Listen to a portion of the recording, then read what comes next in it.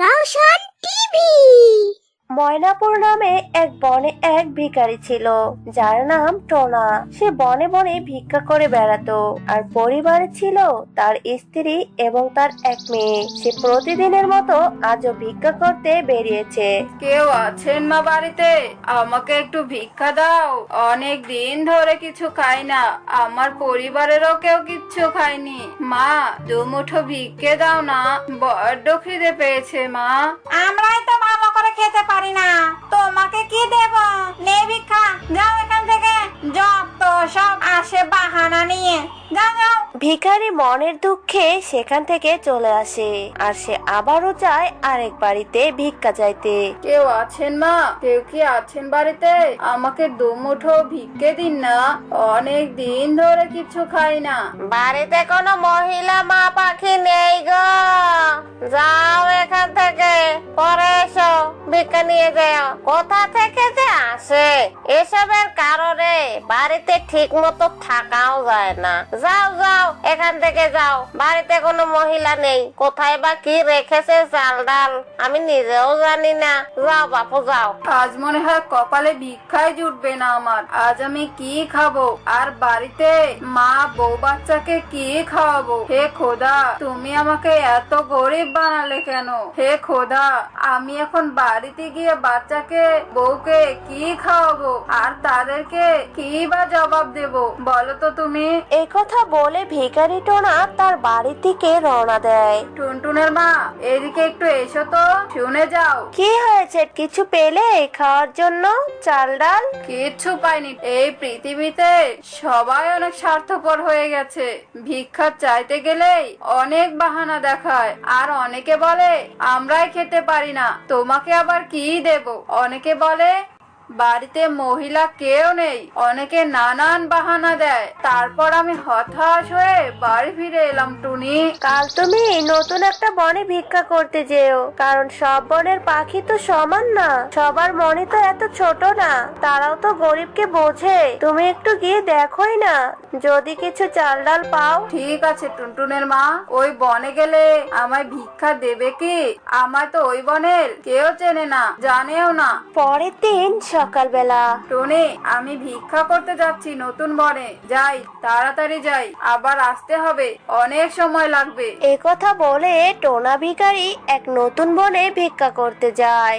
বাড়িতে কেউ আছেন মা? দুদিন ধরে কিছু খাইনি, আল্লাহর রহমতে একটু ভিক্ষা দিন না মা। একটু ভিক্ষা দিলে আল্লাহ আপনাদের ওপর রহমত করবে। আমার বাড়িতে বউ বাচ্চা দুদিন ধরে না খেয়ে আছে, একটু ভিক্ষা দিন না মা। একটু সাহায্য করলে আপনাদের অনেক ভালো হবে। এই তুমি কে? তোমাকে তো এই বনে আগে কখনো দেখিনি। সত্যি সত্যি বলো, তুমি কোনো ডাকাত না তো? বলো কে তুমি?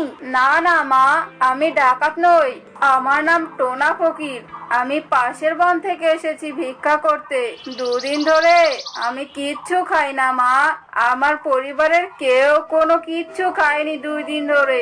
বাঁচতে চাইলে এখান থেকে পালা, আমাদের এখানে ইদানিং অনেক ডাকাতি হচ্ছে, তোকে আবার ডাকাত মনে করে সবাই মারতে থাকবে। যা এখান থেকে, যা ভাগ, না হলে সবার হাতে মার খেতে হবে। যা বলছি, যাই যাই, এখানে আর থাকবো না, ডাকাত মনে করে আবার আমাকে বেদম পেটন পেটাবে। যাই বাবা, এখান থেকে তাড়াতাড়ি চলে যাই, না হলে বাঁচতে পারবো না, কারো হাতে মার খেতে চাই না। এমন কথা বলে টোনা ভিখারি সেখান থেকে চলে যায়। যাক বাবা, বাঁচা গেল। টুনটুনের মায়ের কথা শুনে নতুন বনে এসে অল্পের জন্য বেঁচে গেলাম, না হলে জাস কি হতো আমার স্বয়ং আল্লাহই জানেন। মা, দুপুর হয়ে গেল, বাবা তো এখনো আসছে না, কালকেও খাওয়া হয়নি, খুব খিদে পেয়েছে মা। এভাবে না খেয়ে থাকলে যে আমি এক সময় অসুস্থ হয়ে যাব, আমি যে আর কথাও বলতে পারছি না মা, আমার এত খিদে পেয়েছে। ও মা, কিছু থাকলে দাও না, আমি খাই। দাঁড়া মা, তোর বাবা আসলেই আমি তোকে খেতে দেব। ঘরে তো এক মুঠো খাবারও নেই, মুড়ি বিস্কুটও নেই যে তোকে খেতে দেব।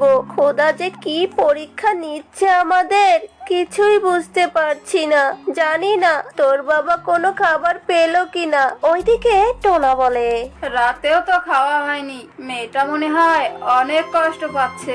আমরা না হয় না খেয়ে থাকতে পারবো, কিন্তু ও তো ছোট, ও কি করে পারবে? হে খোদা, তুমি বলে দাও আমি এখন কি করব? এমন পরীক্ষা নিচ্ছ, আমাদের নিষ্পাপ মেয়েটাকেও না খেয়ে থাকতে হচ্ছে। এই মেয়েটা না খেয়ে কি করে থাকবে আল্লাহ? টোনা ভিখারি মনের দুঃখে বাড়ির পথে রওনা দিল। আর যেতেই সে পথে দেখতে পেল একটি ছোট গাছে অনেক কলা আছে। বাহ, এত ছোট গাছে আবার কলা ধরে? আমি তো আগে কখনো দেখিনি। না, আমি বরং এই কলা গাছটিকে বাড়িতে নিয়ে যাই। টুনটুন দেখলে অনেক খুশি হবে। মেয়েটা অল্পতেই অনেক খুশি হয়। যাই, নিয়েই যাই। এ কথা বলে টোনা ভিখারি কলা সহ গাছটি তার বাড়িতে নিয়ে আসে। টুনি, ও টুনি, টুনি, এদিকে একটু আসো তো, শুনে যাও। কি গো, তুমি এসেছো? কিছু পেলে খাওয়ার জন্য? না গো, কিচ্ছু পাইনি। তবে টুনি দেখো, একটি কলা গাছ, আবার কলাও আছে। বাবা, আমি কলা খাবো, আমার খুব খিদে পেয়েছে। এই কলা এনেছো তুমি আমার জন্য, খুব ভালো করেছো বাবা, আজ আমি এই কলাই খাবো। ঠিক আছে মা, তুমি তাই খাও। আর তো কিছু খেতে দিতে পারি না, তার চেয়ে বরং তুমি কলাই খাও। হ্যাঁ গো, এই কলা খেয়ে কি আমাদের পোষাবে বলো? কাল থেকে আমরা না খেয়ে আছি, না খেয়ে থাকতে থাকতে আমার যে দম বন্ধ হয়ে যাচ্ছে, আমি যে আর থাকতে পারছি না গো।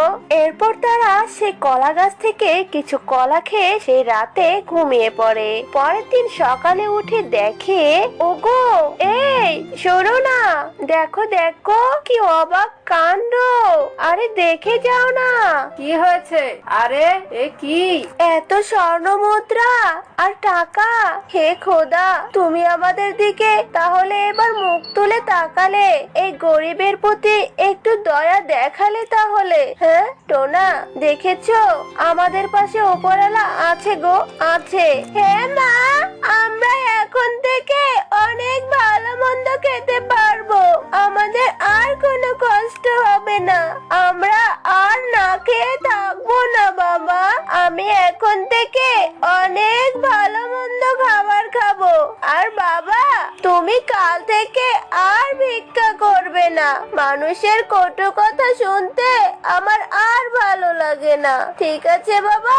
তারপর থেকে টোনা সেই কলা গাছ থেকে কিছু টাকা নিয়ে তার বাড়ি গাড়ি এবং অনেক ভালো মন্দ খাবার খাওয়া শুরু করে।